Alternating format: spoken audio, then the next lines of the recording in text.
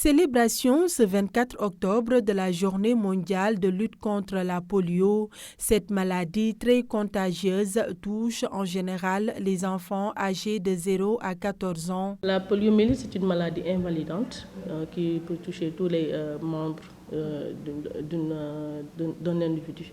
Voilà, surtout les enfants qui sont âgés entre 0 à 14 ans. Chez l'enfant, c'est des paralysies flasques aiguës qu'on constate chez les enfants, aiguës par rapport, parce que ça ne devrait pas normalement dépasser 14 jours. Une maladie très contagieuse, c'est une maladie très contagieuse, péril fécal aussi.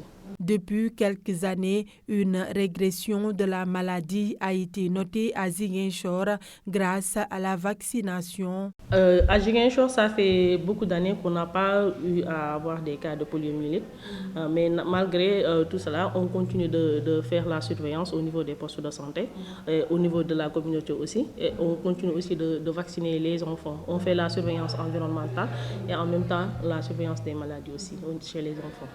On peut dire aussi peut-être c'est les campagnes de masse qu'on a l'habitude de faire, parce que la dernière campagne, on l'a fait au mois de en 2022. Ça aussi, ça participe sur l'élimination de la maladie.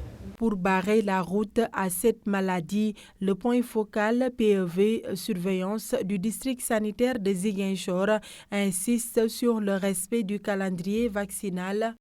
Amener les enfants à prendre tous leurs vaccins correctement, parce que l'enfant doit prendre normalement 4 vaccins à la naissance, à 6 semaines, à 10 semaines et à 14 semaines. Et l'enfant aussi doit prendre aussi le VPI, c'est le plus injectable aussi, que l'enfant doit prendre 2 injections à 6 semaines et au 14e semaine. L'autre chose, c'est quand ils constatent qu'il y a des enfants qui présentent des paralysies aiguës flasques au niveau de leurs membres, de les amener au niveau des postes de santé et de déclarer cela.